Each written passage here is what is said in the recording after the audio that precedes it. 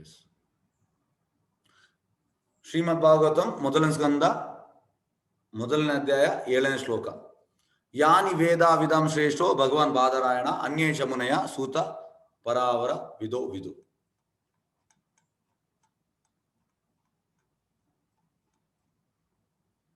ಗಣ ವಿದ್ವಾಂಸರಾದ ವೇದಾಂತಿಗಳಲ್ಲಿ ಹಿರಿಯರಾದ ಸೂತಮುನಿಗಳೇ, ನೀವು ಪರಮಪುರುಷನ ಅವತಾರವಾದ ಶ್ರೀ ವೇದವ್ಯಾಸರ ಜ್ಞಾನವನ್ನು ಚೆನ್ನಾಗಿ ಬಲ್ಲವರು. ಅಲ್ಲದೆ ಎಲ್ಲ ಬಗೆಯ ಭೌತಿಕ ಮತ್ತು ಆದಿಭೌತಿಕ ಜ್ಞಾನದಲ್ಲಿ ಪಾರಂಗತರಾದ ಋಷಿಗಳನ್ನು ಬಲ್ಲವರು. ಎಸ್. ಭಾವಾರ್ಥ ಬೈ ಎಸಿ ಭಕ್ತಿವೇದಾಂತ ಸ್ವಾಮಿ ಶಿಲಪ್ರಭುಪಾದ ಕಿ ಜೈ.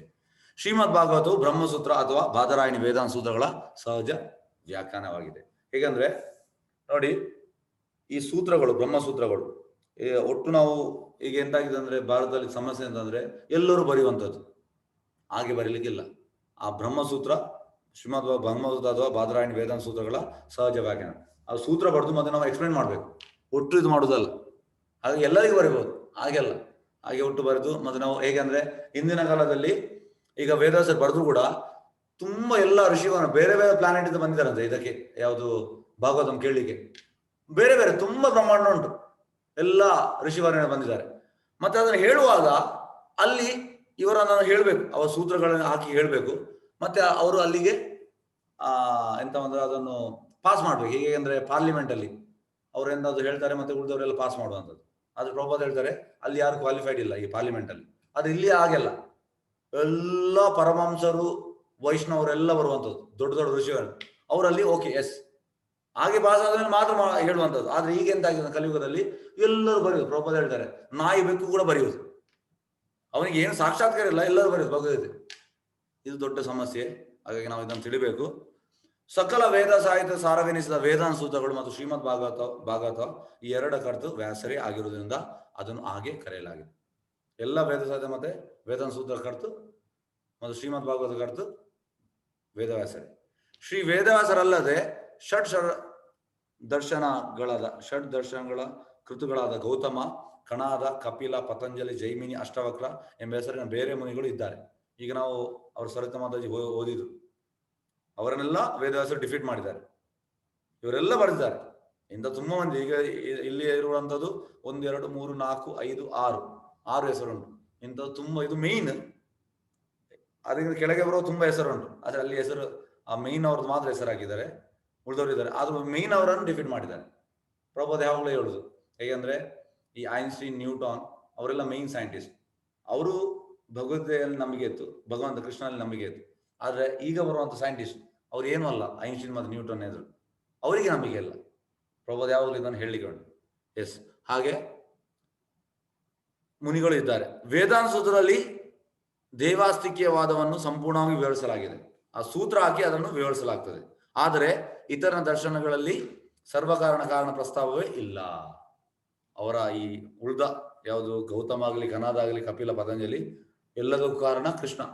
ಬ್ರಹ್ಮ ಸಂಹಿತೆಯಲ್ಲಿ ಕೃಷ್ಣ ಹೇಳ್ತಾನೆ, ಬ್ರಹ್ಮ ಹೇಳ್ತಾನೆ, ಈಶ್ವರ ಪರಮ ಕೃಷ್ಣ ಸಚ್ಚಿದಾನಂದ ವಿಗ್ರಹ ಆದಿರ್ ಗೋವಿಂದ ಸರ್ವಕಾರಣ ಕಾರಣ. ಎಲ್ಲದಕ್ಕೂ ಕಾರಣ ಕೃಷ್ಣನೇ. ಆದ್ರೆ ಅವರಿಗೆ ಅದು ಗೊತ್ತಿಲ್ಲ, ಎಲ್ಲದೂ ಕಾರಣ ಕೃಷ್ಣ ಅಂತ. ಅವರು ಅದನ್ನು ಬಿಟ್ಟುಬಿಡ. ಹೇಗೆ ಅಂದ್ರೆ ನೋಡಿ, ಎಲ್ಲವನ್ನು ಕೃಷ್ಣ ತೆಗೆಯುವುದು. ಮತ್ತೆ ನಾನು ಮಾತಾಜಿಗೆ ಅಂತ ಹೇಳಿದೆ, ಹೇಗೆಂದ್ರೆ ದೊಡ್ಡ ದೊಡ್ಡ ಸೋಫಾ ಸೆಟ್ಸ್ ತರುವುದು ನಮಗೆ ನಮ್ಮ ಹಿಂದೆ ಕೂತ್ಕೊಳ್ಳಿಕ್ಕೆ, ಚೆನ್ನಾಗಿ ಕೂತ್ಕೊಂಡು ಟಿವಿ ನೋಡ್ಲಿಕ್ಕೆ. ಕೃಷ್ಣನಿಗೆ ಸಣ್ಣ ಒಂದು ಮನೆಯಲ್ಲಿ ಎಂತ ಹೇಳುದು, ವುಡನ್ ಮನೆ, ಅದರಲ್ಲಿ ಇಡುದು. ನಮ್ಗೆ ಕೂತ್ಕೊಳ್ಳಿಕ್ಕೆ ಸೋಫಾ ಅಂದ್ರೆ ಎಷ್ಟೋ ಕೆಲವರ ಲಕ್ಷ ಗಟ್ಟಲೆ ಸೋಫಾ ಉಂಟು. ಭಗವಂತನಿಗೆ 200 ರೂಪಾಯಿದು ಆ ಮನೆ ಇಡುದು, ಇದು ಸರಿಯಲ್ಲ. ಹಾಗೆ ಅದೇ ರೀತಿ ಇವರೆಲ್ಲರೂ ಭಗವಂತನನ್ನು ತೊಳೆದು ಹಾಕಿದ್ದಾರೆ ಕೆಳಗೆ. ಭಗವಂತನಿಗೆ ಅವನದೇ ಆದ ರೆಸ್ಪೆಕ್ಟ್ ಉಂಟು, ಅವನದೇ ಆದ ಸ್ಥಾನಮಾನ ಉಂಟು. ಆದ್ರೆ ಇವರೆಲ್ಲ ಅದಕ್ಕೆ ಇವರು ವೇದವ್ಯಾಸರವರೆಲ್ಲ ಡಿಫೀಟ್ ಮಾಡಿದ್ದಾರೆ. ಈ ಸಕಲ ದರ್ಶನ ಪದ್ಧತಿಗಳ ಸಂಪೂರ್ಣ ಜ್ಞಾನ ಪಡೆದ ಮೇಲೆಯೂ ವ್ಯಾಸಾಸನದ ಮೇಲೆ ಕುಳಿತುಕೊಳ್ಳಬೇಕು. ನೋಡಿ, ಸಕಲ ದರ್ಶನ ಪದ್ಧತಿಗಳ ಸಂಪೂರ್ಣ ಜ್ಞಾನ ಪಡೆದ ಮೇಲೆ ವ್ಯಾಸದ ಮೇಲೆ ಕೂತ್ಕೊಳ್ಳಬಹುದು, ಒಟ್ಟು ಕೂತ್ಕೊಳ್ಳುವುದಲ್ಲ. ಇವರೆಲ್ಲ ಕೂತ್ಕೊಂಡಿದ್ದಾರೆ, ಆದ್ರೆ ಅದು ಸರಿಯಲ್ಲ ಅಂತ ಹೇಳ್ತಾ ಇದ್ದಾರೆ. ಅಂತವರಿಂದ ಮಾತ್ರ ಉಳಿದೆಲ್ಲ ದರ್ಶನಗಳನ್ನು ನಿರಾಕರಿಸಿ ಶ್ರೀಮದ್ ಭಾಗವತದಲ್ಲಿ ನಿರೂಪಿಸಲಾಗಿರುವ ದೇವಾಸ್ತಿಕ್ಯವಾದ ವಿಚಾರಗಳನ್ನು ಎತ್ತಿ ಹಿಡಿಯುವ ಸಾಧ್ಯ. ನೋಡಿ ಹೇಗಂದ್ರೆ ಪ್ರಭುಪಾದ ಹೇಳ್ತಾರೆ,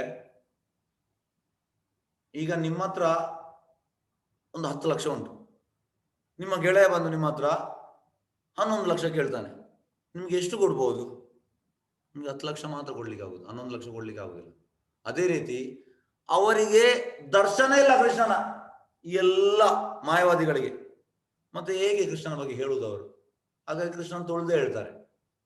ಹಾಗಾಗಿ ದಯವಿಟ್ಟು ನಾವು ಇದನ್ನು ಪಾಲನೆ ಮಾಡಬೇಕು. ಅಂತವರಿಂದ ಮಾತ್ರ ಉಳಿದ ದರ್ಶನ ನಿರಾಕರಿಸಿ ಶ್ರೀಮದ್ ಭಾಗವತ ದೇವಾಸ್ತಿಕೆಯ ವಿಚಾರವನ್ನು ಎತ್ತಿಡುವ ಸಾಧ್ಯ. ಶ್ರೀಲ ಸುತಮುನಿಗಳು ಇಂಥ ಯೋಗ ಬೋಧಕರಾಗಿದ್ದರು. ಸೂತಮುನಿ ಇದಕ್ಕೆ ಕ್ವಾಲಿಫೈಡ್ ಪರ್ಸನ್. ಅವರು ಶುಕಮುನಿದು ಶಿಷ್ಯ, ಶುಕದೇವ್ ಗೋಸ್ವಾಮಿ. ಶುಕದೇವ್ ಗೋಸ್ವಾಮಿ ಹೇಳುವಾಗ ಅಲ್ಲಿ ಇದ್ರು ಅವರ ಶಿಷ್ಯ. ಹಾಗಾಗಿ ಏನು ನೋಟ್ಸ್ ಏನು ಬರಲಿಲ್ಲ ಅವರು, ಹಾಗೆ ಎಂತ ಕೇಳಿದ್ದಾರೆ ಅದನ್ನು ಅಚ್ಚಿ ಹಾಗೆ ಹೇಳಿದ್ರು 2ನೇ ಬಾರಿ. ಎಂದೇ ನೈಮಿಷಾರ ಋಷಿಗಳು ಅವರನ್ನು ವ್ಯಾಸದ ಮೇಲೆ ಕುಳಿಸಿರಿದ್ರು, ವ್ಯಾಸದ ಮೇಲೆ ಅವರನ್ನು ಕೂರಿಸಿದ್ರು. ಇಲ್ಲಿ ಶ್ರೀ ವೇದವ್ಯಾಸರನ್ನು ದೇವೋತ್ತಮ ಪುರುಷನೆಂದು ನಿರ್ದೇಶಿಸಲಾಗಿದೆ. ವೇದವ್ಯಾಸರು ಬೇರೆ ಯಾರಲ್ಲ, ಅವರು ದೇವೋತ್ತಮ ಪುರುಷ, ಅವರು ಶಕ್ತವೇಶ ಅವತಾರ. ಏಕೆಂದ್ರೆ ಅವರು ಅಧಿಕೃತವಾಗಿ ಶಕ್ತಿದತ್ತರಾದ ಅವತಾರ ಪುರುಷರಾಗಿದ್ದಾರೆ. ಅವರು ಅವತಾರ ಪುರುಷ. ಎಸ್, ನೆಕ್ಸ್ಟ್ ಶ್ಲೋಕಕ್ಕೆ ಹೋಗುವ.